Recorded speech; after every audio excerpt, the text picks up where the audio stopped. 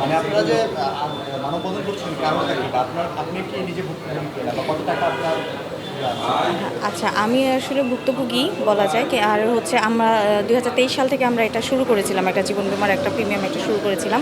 তো আমাদের প্রথম অবস্থায় আমাদের একটা রসিদ দেওয়া হয়েছিল, জমা প্রদানের যে টাকা জমা প্রদানের রসিদ, ওটা হচ্ছে পরবর্তীতে যতগুলো রসিদ দেওয়া হয়েছে প্রত্যেকটা রসিদ আমরা ভুয়া। আমরা যখন এখানে আমরা যোগাযোগ করেছি তখন আমাদের জানতে পারছি যে আমাদের গত 2 বছর যাবৎ কোনো টাকাই জমা হয় নাই এই পর্যন্ত। তো এতগুলো টাকা অবশ্যই একটা মানে বিরাট অঙ্কের একটা ব্যাপার আছে এর মধ্যে। তো এটা আমরা আসলে ফেরত চাচ্ছি, আমাদের এই টাকাটা ফেরত চাওয়ার জন্য আমরা আজকে সবাই এখানে একত্রিত হয়েছি। আর আমরা একটু আশাবাদী সবার কাছে যে এটা আমাদের এই বিষয়টা একটু গুরুত্ব সহকারে সবাই দেখবে, এবং হচ্ছে আমাদের এই টাকাটা মানে যেটা মানে হয়ে গেছে আমাদের, যেটা আমরা সেটা যেন আমরা ফেরত পেয়ে যাই, এটা জন্য আমরা এখানে সবাই একত্রিত হয়েছি এটার জন্যই। গত 3 বছর আগে এই জীবন বীমা কর্পোরেশনে আমার 3টি নামে, আমি সহ আমার ওয়াইফ মানে আমি আনন্দ কুমার প্রামাণিক, প্রতিমা নন্দী এবং তনুশ্রী প্রামাণিক নামে 3টা পেনশন জীবন বীমা এখানে খোলা হয়। 2023 সালে যখন এখানে করা হয়, প্রথম কিস্তির টাকাটা এখানে জমা পড়ে, কিন্তু 24 এবং 25 সালের এই কোনো টাকা এখানে জমা হয় নাই। এটা আমরা আদৌ জানতাম না। গত 2 মাস আগে এখানকার কর্তৃপক্ষ আমাদেরকে ফোনের মাধ্যমে জানানো হয় যে কী ব্যাপার, আপনারা পলিসি ওপেন করেছেন অথচ পলিসির টাকা জমা হয়নি কেন। তখন আমরা বললাম যে না, আমরা তো পলিসির টাকা আমরা তো দিয়ে দিয়েছি। বলছে কাকে দিয়েছেন? বলছে আপনাদের উন্নয়ন কর্মকর্তা যে এখানে মকসেদুল হক আছে তার মাধ্যমে আমরা টাকা জমা দিয়েছি। ওনারা বললেন যে আপনারা অফিসে আসেন। তো অফিসে আসা হলো, অফিসে এসে আমাদের রিসিট যেটা দিয়েছে 2 বছরের সেই রিসিটগুলো দেওয়া হলো। তারা করলেন, দেখলেন এবং স্টেটমেন্ট তুলে দেখা হয় যে প্রথম কিস্তির টাকা জমা হয়েছে, কিন্তু বিগত কিস্তির প্রায় আমার 13 লাখ টাকা, 13 লাখ সামথিং টাকা, এটা কোনো টাকা জমা হয় নাই। যখন এটা জানানো হলো, আমরা আসামিকে সবাই মিলে আমরা আমি সহ এখানে আরও 7-8 জন আছে, এরকম আছে যারা সবাই মিলে আসামিকে ধরে নিয়ে আসা হলো। আসামিকে সেটা আমাদের পক্ষ থেকে, এটা জীবন বীমার পক্ষ থেকে নয়। যখন নিয়ে আসা হলো উনি স্বীকারোক্তি দিলেন এবং 150-300 টাকার নন জুডিশিয়াল স্ট্যাম্পে উনি লিখিত দিলেন, চেক দিয়ে গেলেন। দেওয়ার পরে বলল যে আমাদেরকে আশ্বস্ত করলেন যে এই টাকা 1 মাসের মধ্যে পুরো টাকা আপনাদেরকে দিয়ে দেওয়া হবে এবং আপনাদের কিস্তিটা অর্থাৎ আপনাদের যে প্রিমিয়ামটা, এই প্রিমিয়ামটা আমরা আপনাদের রিহ্যাবিলিট করা হবে, অর্থাৎ কন্টিনিউ করা হবে। আমরা 1 মাস পরে ওনাকে আবার আসা হলো জীবন বীমা অফিসে। জীবন বীমা অফিসে এসে দেখা গেল যে উনি তো আসেন নাই, উনি পলাতক থাকলেন। এই অবস্থাটা আমরা রাজপাড়া থানায় আমরা মামলা দায়ের করি। এখানে জানানো হলো এই বিষয়টা এখানকার যে কর্মকর্তা কর্মচারী যারা আছেন, এখানকার যে জোনাল হেড আছেন, এনারা কোনো রকম কোনো পদক্ষেপ নেন নাই। যেহেতু মকসেদুল হক এখানকার কর্মচারী এবং নিয়োগপ্রাপ্ত কর্মচারী, এই দায়ভার কোনোভাবেই জীবন বীমা কর্পোরেশন কিন্তু অস্বীকার করার কোনো জোর শেয়ার করতে পারেন না। আমরা এখানে একত্রিত হয়েছি, আমাদের এই ন্যায্য টাকা ন্যায্য পাওনা আমাদেরকে যেভাবে ইনকারেজ করে এখানে পলিসি ওপেন করা হয়েছিল, এটা নিশ্চয়ই অত্যন্ত ভালো পলিসি ছিল, আমরা জেনেই আমরা করেছি। কিন্তু এখানে এসে দেখা যাচ্ছে যে পুরো টাকা আত্মসাৎ হয়েছে। আমাদের চাই যে এর সুষ্ঠু তদন্ত হোক, সুষ্ঠু বিচার হোক এবং আমাদের এই ন্যায্য টাকা, আমাদের পাওনা টাকার সুরাহা হোক। এই কারণে আমাদের আজকে এই মানববন্ধন কর্মসূচি। আমার 13 লাখ টাকা মোট, আমার 3টা অ্যাকাউন্ট, আমি সহ আমার ওয়াইফ এবং আমার বাচ্চা, অর্থাৎ আমি আনন্দ কুমার প্রামাণিক নামে একটা আছে, প্রতিমা নন্দী নামে একটা আছে এবং তনুশ্রী প্রামাণিক নামে, এই 3 অ্যাকাউন্টে মোট 13,60,000 টাকার মতো আর কি। এটার পুরো রসিদ আছে, যাও যে রসিদ দিয়েছেন আপনি বলবেন যে এই যে মকসেদুল যে আপনাদের মানে ছত্রছায়া থেকে এই এত বড় একটা জালিয়াতি করলো, এটা কেমনে করলো, আপনারা তার বিরুদ্ধে কি ব্যবস্থা নিয়েছেন? আচ্ছা, আমি মোহাম্মদ শহীদুল ইসলাম, ম্যানেজার প্রশাসন হিসেবে রাজশাহী রিজিওনাল অফিসের দায়িত্বরত আছি। প্রথমত কথা হলো আমাদের ইনচার্জ মহোদয় আজকে নেই, উনি বাইরে ট্যুরে গেছেন সিরাজগঞ্জে। তো ওনার বিহাফে আমি যেটা আপনি জানতে চাচ্ছেন আমি আমার সাধ্যমতো চেষ্টা করব। সেটা হলো মকসেদুল হক, উনি আমাদের ডিএম, উনি 87 সেলসে চাকরি করেন। ওনাদের চাকরিটা হলো কোটা বেসিস, কোটা পূরণ করলে ওনারা নির্ধারিত একটা পান, যাই হোক আর কি। তো উনি যেটা অভিযোগ দিয়েছেন ওনারা, ওই অভিযোগের পরিপ্রেক্ষিতে আমরা এটা রাষ্ট্রায়ত্ত প্রতিষ্ঠান, আমরা এটা বিষয়ে লিখেছি যে উনি এইভাবে এটা করছে। তো ওই লেখার পরে ওনারা আমাদের এমডি মহোদয় ওনার বিরুদ্ধে চিঠি দিয়েছে। আপনাদের সবাই আরও ভালো অবগত আছেন যে কোনো অফিসিয়াল প্রসিডিং করতে হলে তাকে আগে ব্যাখ্যা চাইতে হয়। সেই ব্যাখ্যা চেয়ে এমডি স্যার আমাদের অলরেডি 13 তারিখে একটা চিঠি দিয়েছেন, 10 কর্মদিবস সময় দিয়ে। এই 10 কর্মদিবসের মধ্যে উনি আপনার ওখানে অভিযোগ দিয়েছেন সবগুলোই আছে এখানে, উনি আন্ডারটেকেন দিয়েছেন, দিয়ে দেবো, হ্যাঁ টাকা দেবো, সবই আছে। ওই সবগুলো দিয়ে ওনাকে সময় দিয়েছে 10 কর্মদিবসের মধ্যে জবাব দিতে, সেটা এখনও যায়নি। 13 তারিখে চিঠি ইস্যু হয়েছে, উনি পাওয়ার পর 10 কর্মদিবস, সেটা সময় এখনও যায়নি, এটা আন্ডার প্রসিডিং আর কি।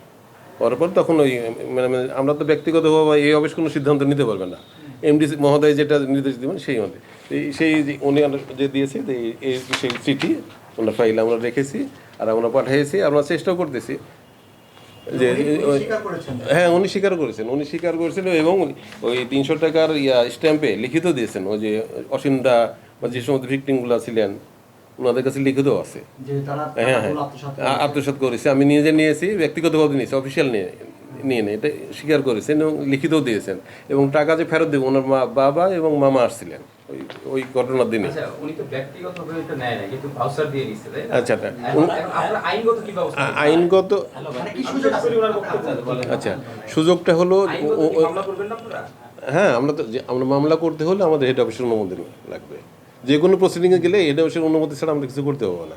তো এই হেড অফিসে আমরা জানাইছি, আমাদের এমডি মহোদয় দিয়েছেন এই 10 দিনের মধ্যে যদি উনি কোনো রেসপন্স না করেন তখন নেক্সট দিতে যাওয়া যাবে।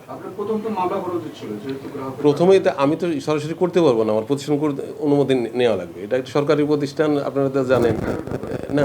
অবশ্যই টাকার পরিমাণ তো বটেই, সেটা অল্প হলেও দুর্নীতি, বেশি হলেও দুর্নীতি। টাকা নিঃসন্দেহে এটা তো একটা ক্ষতি হবে মানুষ না। ওনার না সেটা তো বলতাম, ওনার চিঠি স্যার দিয়েছেন, ইনি বর্তমান ঠিকানা, স্থায়ী ঠিকানা, অফিসের ঠিকানা 3 জায়গাতে চিঠি দেওয়া হয়েছে। প্রসিডিওর তো এটাই দেওয়া হবে, না হলে তার ওই পেপারিং হবে, আপনাদের মাধ্যমে আমরা দিব, পেপারিং হবে যে উনি পলাতক আছে এই ব্যাপার, এটা পেপারিং করবে নিশ্চয়ই প্রতিষ্ঠান। তারপরে মামলা করবেন? মামলাটা যে সময় শেষ হয়নি। 13 তারিখে চিঠি ইস্যু হয়েছে, 10 কর্মদিবস, 10 কর্মদিবস এখন শেষ হয় 13 মে জি। ওইটা এখন 10 কর্মদিবস শেষ হলে তখন ওখান থেকে মানে ওই আমাদের এখন এটা সম্পূর্ণ এমডি মহোদয়ের ইয়াতে আছে, উনি যেভাবে নির্দেশ দিবেন আমরা সেভাবে মোহাম্মদ শহীদুল ইসলাম, ম্যানেজার পরিষদ। যেটা আপনাদেরকে ধন্যবাদ। চা খাওয়াই আপনাদেরকে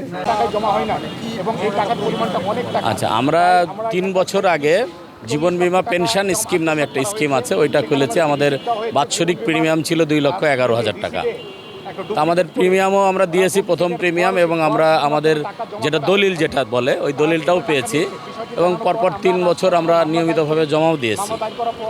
জমা দেওয়ার পরে হঠাৎ করে গত 2 মাস আগে ওনারা আমাদের ফোন করে জানায় যে গত 24 এবং 25 সালের প্রিমিয়াম আপনারা জমা দেননি।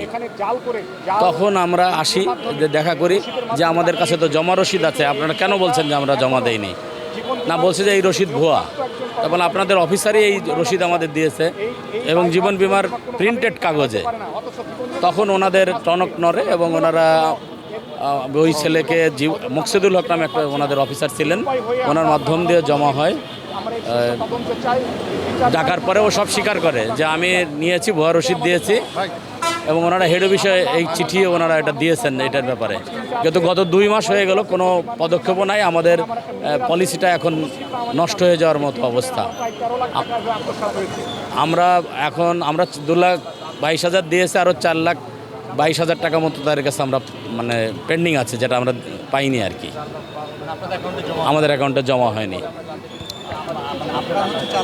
22,000 আমার পরিচিত আমার আত্মীয় আছে মিলে আমাদের প্রায় 29 লক্ষ টাকা।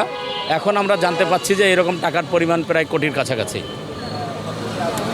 আমরা এতদিন এটা আমাদের 2 বছরে কোনো খবর কোনো কিছুই জানানো হয়নি। আমাদের হলে এটাই আমাদের অবজারভেশন যে একটা সরকারি প্রতিষ্ঠান 2 বছরে ওনারা বুঝতে পারলো না যে আমাদের কোনো টাকা জমা হয়নি। 2 বছর পরে আমাদের ওনারা নিউজ দিল, এটা কেমন কথা? উনি হলো উন্নয়ন ম্যানেজার, ডেভেলপমেন্ট ম্যানেজার এখানকার। সে এখন পলাতক আছে। ওনারা সেই মর্মে জিডিও করেছেন থানায় এবং আমরাও থানায় অভিযোগপত্র দাখিল করেছি।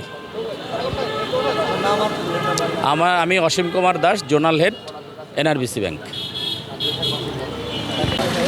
আমি মোহাম্মদ আশরাফুল ইসলাম, জীবন বীমা কর্পোরেশনের জীবন বীমা পলিসি 60 চালু করি 2023 সালে। কিন্তু 2023 সাল থেকে 2026 সাল পর্যন্ত 3 বছর যাবত আমরা নিয়মিত জীবন বীমা পলিসির কিস্তি প্রদান করে আসছি। কিন্তু রাজশাহী রিজিওনাল অফিস থেকে আমাদেরকে জানানো হয়েছে আপনাদের জীবন বীমা পলিসিটি বন্ধ হয়ে গেছে, কারণ আপনারা নিয়মিত কিস্তি প্রদান করছেন না। পরে আমরা রাজশাহী রিজিওনাল অফিসে যোগাযোগ করে জানতে পারি জনাব মোহাম্মদ মকসিদুল হক জীবন বীমা কর্পোরেশন সেলস অফিসের 87 ইউনিটে কর্মরত উন্নয়ন ম্যানেজার হিসেবে আছেন। ওনার মাধ্যমে আমরা মূলত জীবন বীমা পলিসিটি চালু করি। উনি আমাদের কাছ থেকে যে কিস্তি আদায় করেন, কিস্তিটি তাদের অফিসে জমা প্রদান করেন না করে উনি নিজে আত্মসাৎ করেছেন। এই বিষয়টি আমরা জানতে পারি। তাকে অফিসে তলব করা হলে তিনি 300 টাকা নন জুডিশিয়াল স্ট্যাম্পে স্বীকারোক্তিমূলক জবানবন্দি প্রদান করেন এবং তিনি জানান এই সকলের টাকা আমি নিজে আত্মসাৎ করেছি এবং সকলের টাকা আমরা 1 মাসের মধ্যেই ফেরত দিয়ে জীবন বীমা পলিসিটা আপডেট করে দিব, এই মর্মে সে স্বীকারোক্তিমূলক জবানবন্দি দেয়। কিন্তু জীবন বীমা কর্পোরেশন এই বিষয়ে এখন পর্যন্ত কোনো পদক্ষেপ গ্রহণ করেননি। সে জনাব মোহাম্মদ মকসিদুল হক উন্নয়ন ম্যানেজার, সে পলাতক আছেন এবং আত্মগোপনে আছেন এবং দেশের বাইরে চলে যাবেন বলে আমরা জানতে পেরেছি।